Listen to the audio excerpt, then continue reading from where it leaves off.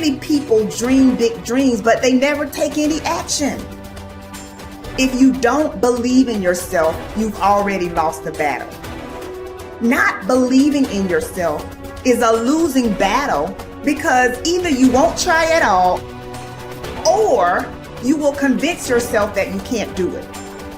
And when you convince yourself that you can't do it, your results are going to confirm what you believe. So we are afraid to fail. Why? I told you, man. Shouldn't even try it, dude. Just chill out, relax. Why are you so crazy? Why are you so obsessed?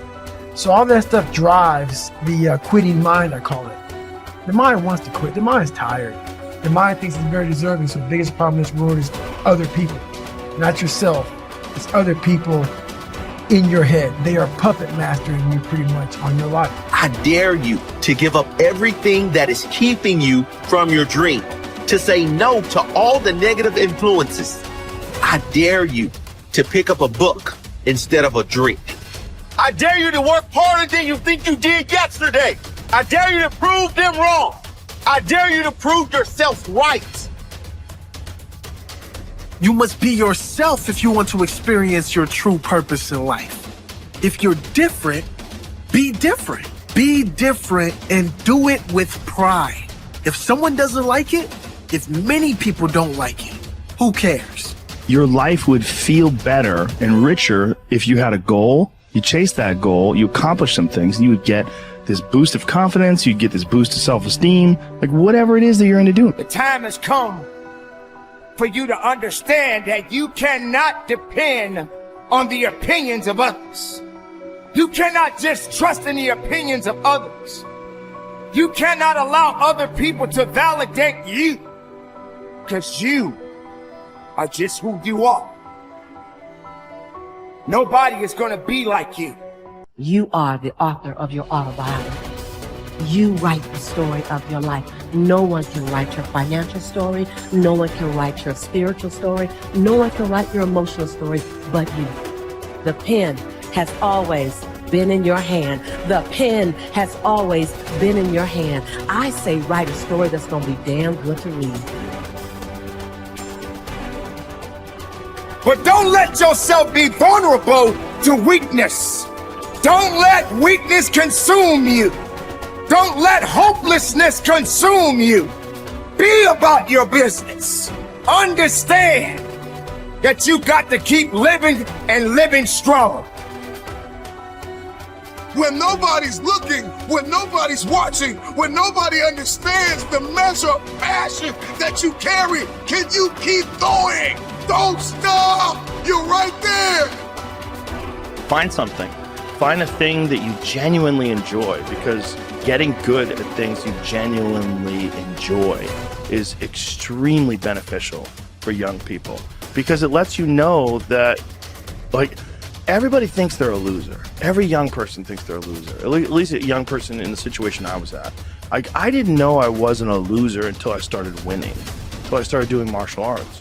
Martial arts taught me that, like, I could get better at stuff, that I wasn't really a loser. I just was someone who was, like, in a fucked up situation.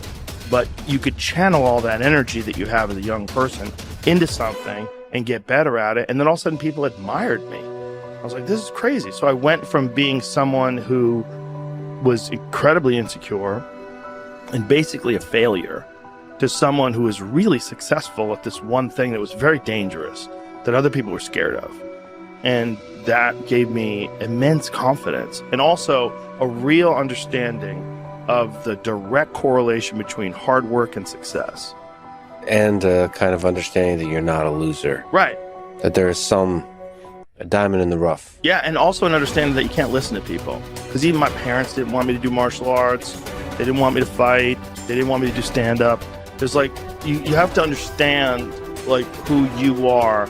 And then in the face of other people's either criticism or, you know, lack of faith in your ability to succeed, you push through, and there's great benefit in that. And then you realize that you can kind of apply that to other things in life. You can apply that to critics, you can apply that to social media commentators, you can apply that to a lot of things. I don't think people are happy if they don't have puzzles and complex tasks and things that are interesting to them, whether it's an art project or whether it's learning something completely new like stand-up comedy. Like, doing things that are difficult is it's as much of a nourishment of the mind as food is a nourishment of the body.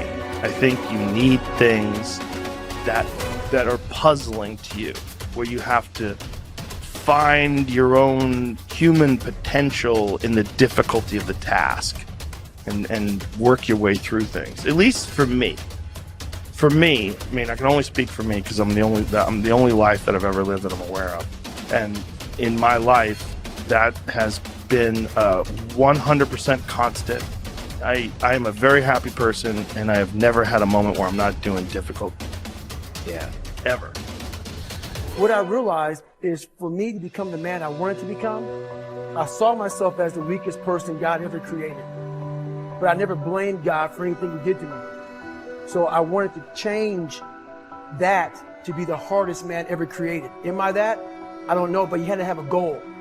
And my goal, when I was sitting there, not going to school, being bullied, having no self-esteem, my goal was the only person that's gonna turn this person around is me. And the only way I can turn it around is put myself through the worst things possible a human being can ever endure. And that'd be the only way that I can build this brain to handle anything that comes in front of it, callousing my mind through pain and suffering. So we read a bunch of books nowadays. As humans, we want to find out how to be someone else. What we don't do is we don't go inside. So literally turn yourself inside out. Read the book that's like we're writing a book every day for life, but we never read that book. So what I would challenge this young man or young woman to do is you have to look inside of yourself and see what you really want. What are you passionate about? We use these words and these little phrases of only the strong survive and all this other crap. They're all words. I get so tired of hearing people just talking. Like right now, someone may think Goggins is just talking. You don't know me. So when I speak from passion. I speak from experience. I speak from suffering. I have to tell this young man or woman that the only way I believe, this is my experience in life, and the only way you're ever going to get to the other side of this journey is you have got to suffer to grow. To grow, you must suffer. And some people will get it, some people won't. But they have to see what their journey is to start their journey. Several people live to be 100 years old. And they have great lives, and they have great kids. The kids go to college and all sorts of stuff. But somewhere in their life, there was a point where they had a decision to make. They can go left or right on this path. Left was the easy route. Right was the hard route. A lot of people take the easy route. And they had a good life that way, but the better life was going to the right side. And you may have 20 years of pain and suffering to get past it, but a lot of us die never truly starting our journey. And I would tell this young person, you gotta start your journey. It may suck, but it will come out the other side when you're coasting. Study the values you admire. You learn values by studying them closely. The law of concentration says that whatever you dwell upon grows and increases in your life. What this means is that when you study and read stories about men and women who demonstrated the kind of values that you admire and respect, and then think about those stories and that behavior, those values sink ever deeper into your mind.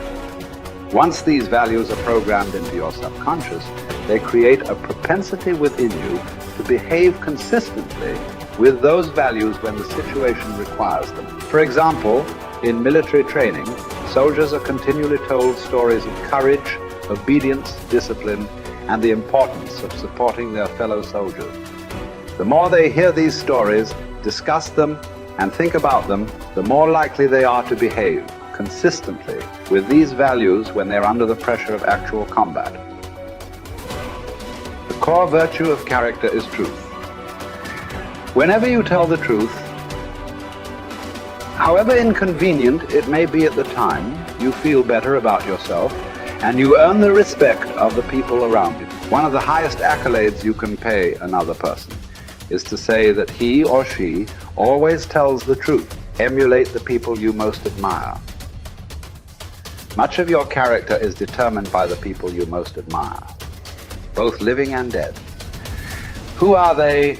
Looking over your life and history, make a list of the people whom you most admire, and next to their names, write out the virtues or values that they most represent to you. If you could spend an afternoon with anyone, living or dead, what one person would you choose? Why would you choose that person? What would you talk about during your afternoon together? What questions would you ask, or what would you want to learn? Consider this as well. Why would that person want to spend an afternoon with you? What are the virtues and values that you have developed that make you a valuable and interesting person? What makes you special? Practice the values you respect. You develop values by practicing them whenever they are called for. As the Roman Stoic philosopher Epictetus said, circumstances do not make the man. They merely reveal him to himself. When a problem occurs, people tend to react automatically based on the highest values that they have developed up to that moment. We develop values by repetition, by behaving consistently with a particular value over and over again until it becomes a habit and locks in so that we come to practice it automatically. Men and women with highly developed characters behave in a manner consistent with their highest values, and they do so without thought or hesitation. There is no question in their minds about whether or not they are doing the right thing.